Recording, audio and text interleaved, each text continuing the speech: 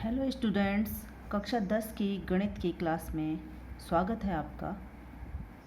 आज हम एक्सरसाइज 1.1 का प्रश्न 4 सॉल्व करेंगे और फिर प्रश्न 5 भी सॉल्व करेंगे। तो आइए देखते हैं प्रश्न क्या है। यूक्लिड विभाजन प्रमेयिका का प्रयोग करके दर्शाइए कि किसी धनात्मक पूर्णांक का वर्ग किसी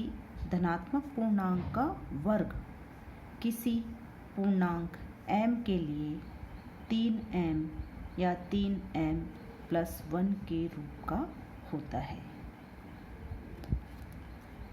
तो हमें ये यूक्लिड विभाजन प्रमेयिका का प्रयोग करके बताना है कि कोई भी धनात्मक पूर्णांक है उसका यदि वर्ग करते हैं तो वो किस रूप में प्राप्त होता है, 3m या फिर 3m प्लस 1 के रूप का। तो हम एक बार इसको रफ में थोड़ा देख लेते हैं। कुछ हम धनात्मक पूर्णांक लेकर के देख लेते हैं। इसमें बताया गया कि किसी धनात्मक पूर्णांक का वर्ग, यानी कोई हम मान लो धनात्मक पूर्णांक हमारा 1 ले लेते हैं। 1 का वर्ग हम करते हैं तो क्या होता है, 1 स्क्वायर यानी 1। 2 ले लेते हैं, 2 का स्क्वायर यानी 4। 3 ले लेते हैं, 3 का स्क्वायर होता है 9। 4 का स्क्वायर होता है 16। 5 का स्क्वायर होता है 25। 6 का स्क्वायर होता है 36। आइए हम 6 तक ले लेते हैं एग्जाम्पल के लिए। अब इसमें धनात्मक पूर्णांक का वर्ग किसी पूर्णांक m के लिए 3m या 3m प्लस 1 के रूप का होता है। तो यहाँ पर 3 है चूँकि, तो हम इस सब में 3 का भाग दे करके देखते हैं कि क्या हमें इस रूप में प्राप्त होता है। तो यहाँ हम भाग दे रहे हैं 3 का, तो 3 का 1 में कितनी बार भाग जाएगा, 0 बार, और शेषफल क्या प्राप्त होगा, 1। क्योंकि 3 का 1 में भाग नहीं जाता है, 1 बार भाग नहीं जाता है, तो यानी 0 बार भाग जाएगा। और फिर 0 नीचे लिखेंगे तो शेषफल 1 में से 0 बचेगा, क्या बचेगा, 1। इसी तरीके से हम 4 में भाग देते हैं 3 का, तो भाग जाता है 1 बार और शेषफल बचता है 1। फिर हम 9 में भाग देते हैं 3 का, तो कितनी बार भाग जाता है, 3 बार, और शेषफल कितना बचता है 0। फिर हम भाग देते हैं 3 का 16 में, 3 पंजे 15, 5 बार जाता है और शेषफल बचता है 1। फिर 3 का भाग हम 25 में देते हैं, तो कितनी बार जाता है, 3 8 24, 8 बार, और शेषफल बचता है 1।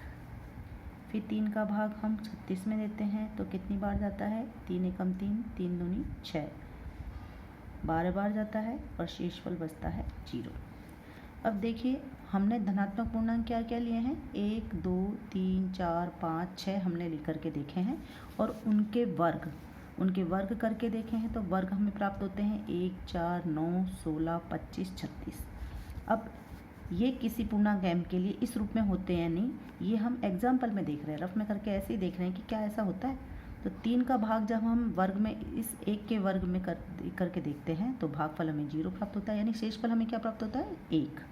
इसी तरीके से 2 के वर्ग यानी 4 में 3 का भाग देने पर शेषफल प्राप्त होता है 1। 3 के वर्ग 9 में 3 का भाग देने पर शेषफल प्राप्त होता है 0। इसी तरीके से यहाँ पर 1 1 0, यानी जो भी हमें शेषफल प्राप्त हो रहा है वो या तो 0 प्राप्त हो रहा है या फिर 1 प्राप्त हो रहा है। यानी हम कह सकते हैं कि ये किस रूप में है, ये जो सब हैं ये किस रूप में लिखे जा सकते हैं, 3m या फिर 3m प्लस 1। या तो शेषफल 0 है तो हम 0 यहाँ लिखेंगे, यदि 3m प्लस 0 लिखेंगे इसका मतलब 3m ही होता है। 3m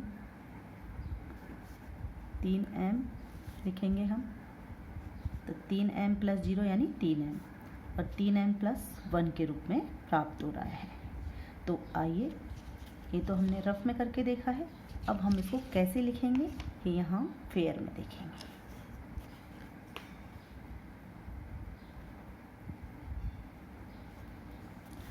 अब इसमें किसी धनात्मक पूर्णांक के लिए कहा गया है तो हम मान लेते हैं वो धनात्मक पूर्णांक a है। माना वह धनात्मक पूर्णांक क्या माना है a है, ठीक है। और यहाँ पर b कितना है यानी भाजक कितना है 3, इन दोनों में देखिए 3 आ रहा है यानी b है 3। अब a और b ये दोनों पूर्णांक यानी इन पर हम कौन सी विधि से हम लेंगे, इसको यूज़ करेंगे, यूक्लिड विभाजन प्रमेयिका का हम प्रयोग करेंगे। तो यूक्लिड विभाजन प्रमेयिका का प्रयोग करने पर यूक्लिड विभाजन प्रमेयिका का प्रयोग करने पर a भाज्य है, b भाजक है यानी 3 और q प्लस r। q क्या है भागफल और r क्या है शेषफल, ठीक है। जहाँ r हमारा क्या हो सकता है, क्योंकि यहाँ ये भाजक हमारा 3 है यानी 3 से छोटा होगा। r कितना होगा 3 से छोटा, और 0 और 0 से बड़ा यानी 0 और 3, 0 से तो बड़ा, 0 और 0 के बराबर हो सकता है, 0 से बड़ा और 3 से छोटा होता है। तो कौन कौन सी कंडीशंस बन सकती हैं हमारी, r बराबर हमारे 0 हो सकता है, 1 हो सकता है, 2 हो सकता है। तो फर्स्ट कंडीशन यानी फर्स्ट स्थिति में a equal to 3q plus r के बराबर हमने क्या रख दिया 0, यानी r बराबर 0 रखने पर तो ये क्या हो गया a बराबर 3q। अब हमें इसका क्या करना है वर्ग, क्योंकि ये तो a तो हमने धनात्मक पूर्णांक माना था, इसका वर्ग करने पर तो हम दोनों पक्षों का क्या करेंगे वर्ग, यानी हम इसको लिख सकते हैं a square equal to 3q का होल स्क्वायर, यानी ये क्या हो जाएगा a स्क्वायर बराबर 9q स्क्वायर, ठीक है। अब इसको भी हम आगे a स्क्वायर बराबर इसको हम लिख सकते हैं 3 हमने बाहर निकाल लिया और अंदर रह गया 3q स्क्वायर। अब यदि हम 3q स्क्वायर को m मान लें तो ये किस रूप में हो जाएगा 3m, जहाँ पर m क्या है 3q स्क्वायर। तो देखिए फर्स्ट कंडीशन में हमारा जो a स्क्वायर है वो क्या आया 3m के बराबर, ठीक है। अब सेकेंड कंडीशन हम a बराबर 3q प्लस हमने r बराबर क्या माना 1, तो ये हमने मान लिया। दोनों पक्षों का हम वर्ग करेंगे यानी a स्क्वायर बराबर 3q प्लस 1 का स्क्वायर। अब इस स्क्वायर को सॉल्व करने का आप जानते ही सर समीकरण से x प्लस वाई का होल स्क्वायर कैसे सॉल्व करते हैं, x प्लस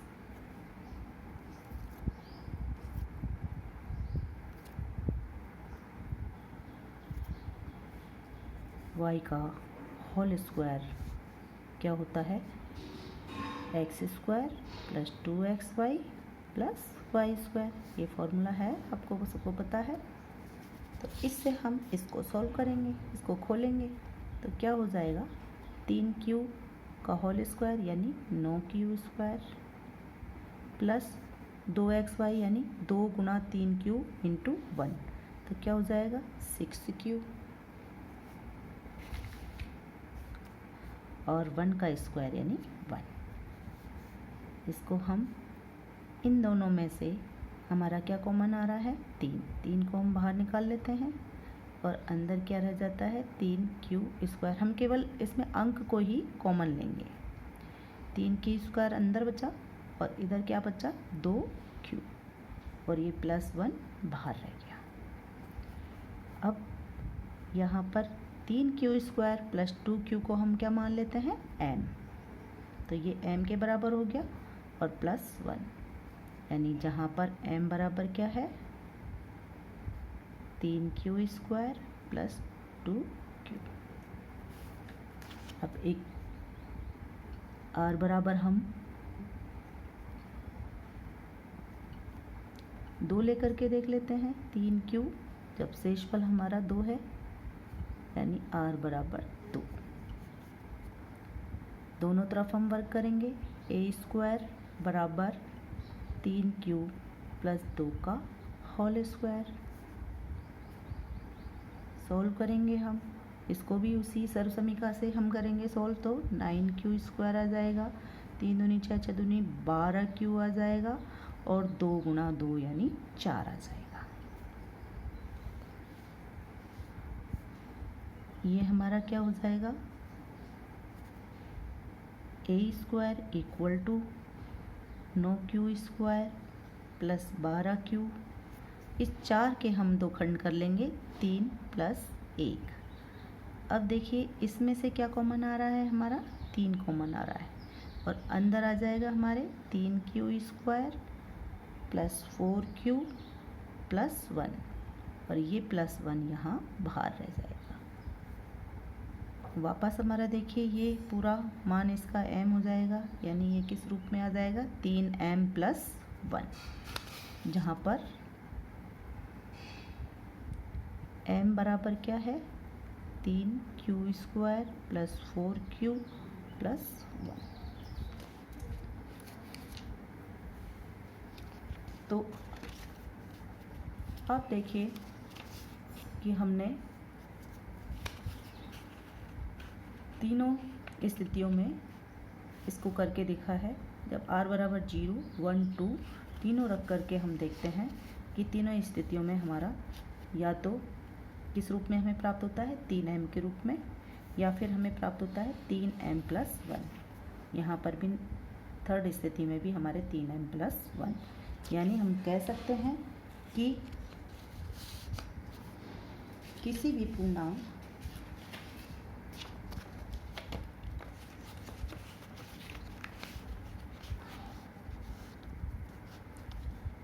अतः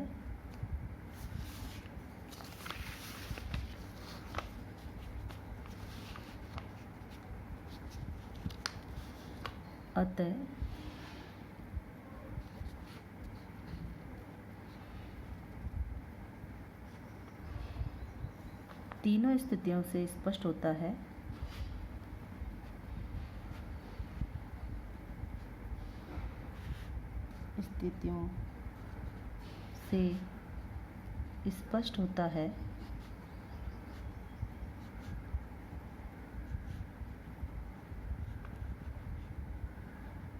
कि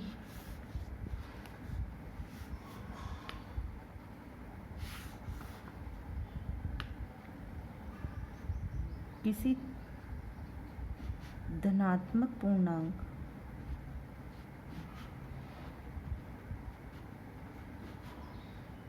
का वर्ग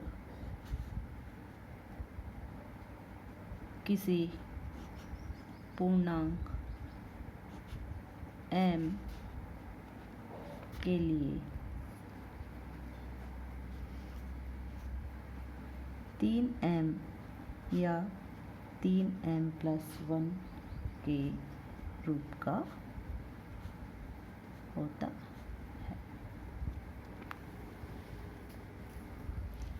तीनों स्थितियों से हमें पता चल गया कि कोई भी धनात्मक पूर्णांक हम लेंगे उसका वर्ग करेंगे तो वो किस रूप में आएगा, या तो 3m के रूप में आएगा या फिर 3m + 1 के रूप का ही आएगा। ठीक है, अब इसके बाद में मैं आपको 5th एग्जाम्पल बता जा रही हूँ।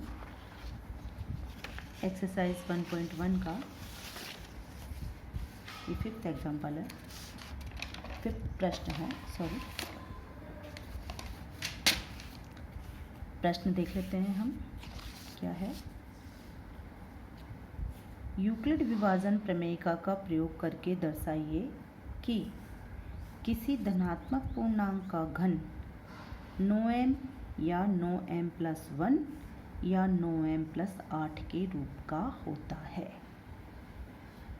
पिछले सवाल की तरह ही है। यहाँ पर हमें ये धनात्मक पूर्णांक के घन को बताना है कि जो घन होता है वो किसी धनात्मक पूर्णांक का घन 9m या 9m+1 या 9m+8 के रूप का होता है।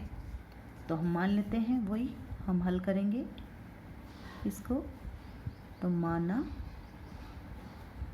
वह धनात्मक पूर्णांक क्या है, a,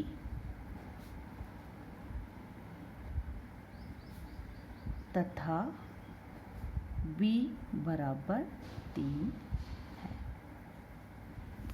अब हमने b यहाँ पर 3 क्यों माना? यहाँ पर आप 9 देख रहे हैं, पर 9 तो क्या है, इस धनात्मक पूर्णांक का घन बन के है, रूप आ रहा है। तो हम 9 से भी हम इसको कर सकते हैं, पर 9 से हमारी ये कैलकुलेशन थोड़ी टफ हो जाएगी, तो इसलिए हमने इसको 20 को 3 लिया है। ठीक है। अब यूक्लिड विभाजन प्रमेय का प्रयोग करने पर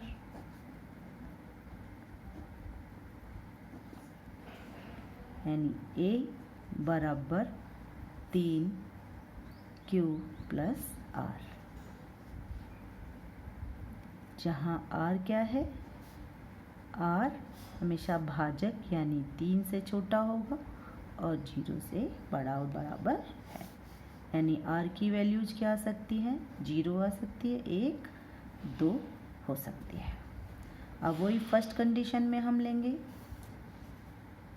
तो a = 3q, r की जगह हमने क्या लिया, 0, यानी ये क्या हो गया, a = 3q। अब यहाँ पर हम क्या देख रहे हैं, यहाँ धनात्मक पूर्णांक का घन करना है, हमें घन को देखना है हमें, यानी दोनों तरफ घन करने पर, क्यूब करने पर। तो यहाँ दोनों पक्षों का क्यूब करने पर क्या हो जाएगा, a³ और ये हो जाएगा 3q का होल क्यूब, यानी ये क्या आएगा, a³ = 3 × 9 = 27, यानी 3 का घन करेंगे तो 27 आएगा और q का घन करेंगे तो q आएगा। इसको हम लिख सकते हैं, इसमें से हम 9 कॉमन ले लें, बाहर निकाल लें और अंदर हमारा आ जाएगा 3q, यानी हम इसको लिख सकते हैं 9m, जहाँ पर m क्या है, m बराबर 3q³ है। ठीक है। तो पहली स्थिति में जब r बराबर हमारे 0 आ रहा है, शेषफल 0 हमारे है, तब हमारा ये किस रूप में आ रहा है, 9m के रूप में। किसी संख्या का घन किस रूप में आ रहा है, 9m के रूप में। दूसरी स्थिति देख लेते हैं, a = 3q, शेषफल जब हमारे 1 बचता है यानी 1 है, तब दोनों तरफ क्यूब करने पर यानी घन करने पर, तो 3q + 1 का होल क्यूब। इसको अब यहाँ हम सॉल्व करेंगे। अब आपने ये वाली सर्वसमीकरण पढ़ी होगी बच्चों, मैं रफ में एक बार बता देती हूँ आपको। x + y का होल क्यूब, इसको सॉल्व किया होगा और इस सर्वसमीकरण होती है x³ + 3x² y + 3xy² + y का क्यूब। तो ये सर्वसमीकरण हम यहाँ पर यूज़ करेंगे। तो यानी x³ यानी क्या आ जाएगा, 3q का होल क्यूब + 3 × x का स्क्वायर यानी 3q का स्क्वायर × y यानी 1 + 3 × x यानी 3q और × y² यानी 1 का स्क्वायर यानी 1 + y का क्यूब। तो हमारी ये सोल्व होगा, क्या होगा, 3 × 9 = 27 क्यूब प्लस इसका देखिए 3 का वर्ग करेंगे तो 3 × 9 और 9 का गुणा 3 से हम करेंगे तो 27 और q²। फिर ये आ जाएगा 3 × 9 क्यूब और 1 का क्यूब यानी 1। यदि किसी को इसकी प्रैक्टिस नहीं हो तो वो सर्व समीकरणों को पहले प्रैक्टिस कर ले, एक बार देख ले तो ये आसानी से क्लियर हो जाएगा। अब देखिए यहाँ इन तीनों में से हमारे 9 कॉमन आ रहा है, 9 कॉमन ले लेते हैं इन तीनों में से। क्यू भी कॉमन आ रहा है पर हम क्यू को नहीं लेंगे, केवल हम अचर राशि को ही कॉमन लेंगे। तो अचर राशि में से क्या कॉमन आ रहा है? 9। 9 को हमने बाहर निकाल लिया, अंदर क्या बचा? 3 Q cube plus 3 Q square plus Q, और बाहर हमारा आ जाएगा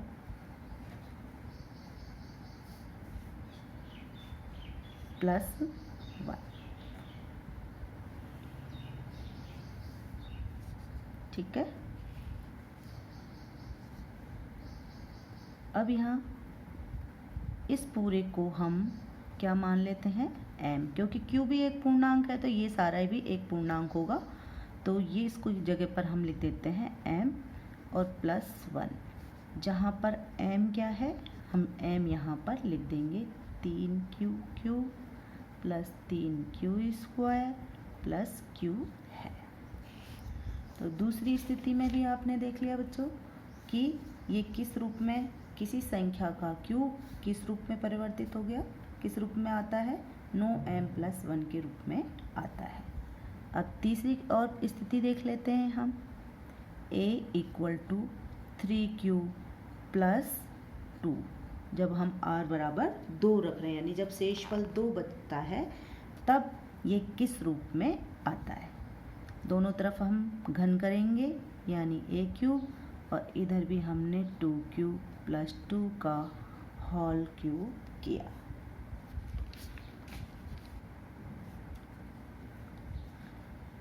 सॉल्व करेंगे a³ और इसको फिर वही सर्व समीकरण हम x + y का होल क्यूब वाली सर्व समीकरण लगाएंगे तो हमारा क्या आ जाएगा? 3q का होल क्यूब आ जाएगा 27q क्यूब, और 3x² y का आ जाएगा, हम करेंगे तो 3 × 9 = 18 × 54, 54q स्क्वायर। कैसे किया हमने? 3x² y, तो x तो ये हो गया 3q, तो x का स्क्वायर यानी 9q, 9 स्क्वायर, 9q स्क्वायर को 2 से गुणा करेंगे तो 18q स्क्वायर गुणा 3, तो 18 × 54q स्क्वायर आ जाएगा। आप अलग रफ में करके देख लेना बच्चों। प्लस ये 3xy² फॉर्मूला लगाएंगे हम, उसमें जो सरसमीका में है उसमें लिखेंगे उस तरीके से, तो हमारा यहाँ पर क्या आ जाएगा? 3xy² यानी इसका स्क्वायर यानी 4, 4 × 12q, 12 × 36q आ जाएगा यहाँ। फिर 2 का क्यूब यानी 2 दूनी 4, 4 दूनी 8। फिर हम इन तीनों में से हमारे जो गुणांक अचर संख्या है वो क्या कॉमन आ रही है? 9 कॉमन आ रही है, तो ये हो जाएगा 9 × 3 = 27 q क्यूब, ये 9 × 4 = 54, 6q स्क्वायर, और 9 × 4 = 36, 4q, और +8 ये बाहर है। इसका मान हम क्या रखेंगे? m + 8, जहाँ m क्या है? 3q cube plus 6q square plus 4q है। तो देखिए, आपने देखा कि तीसरी स्थिति में भी जो किसी धनात्मक पूर्णांक हमने जो a लिया था उसका क्यूब करने पर यानी घन करने पर वो किस रूप का आ रहा है? 9m + 8 का। तो इन तीनों स्थितियों से हमने देखा, पहली, दूसरी, तीसरी तीनों स्थितियों से हमने देखा कि किसी धनात्मक पूर्णांक का घन 9m या 9m+1 या 9m+8 के रूप का होता है। तो पहली कंडीशन में हमने देखा 9m के रूप का है, दूसरी कंडीशन में देखा 9m+1 के रूप का है, और तीसरी कंडीशन में देखा हमने 9m+8 के रूप का है। अतः हम लिख सकते हैं, अतः किसी धनात्मक पूर्णांक का घन 9m या 9m+1 या 9m+8 के रूप का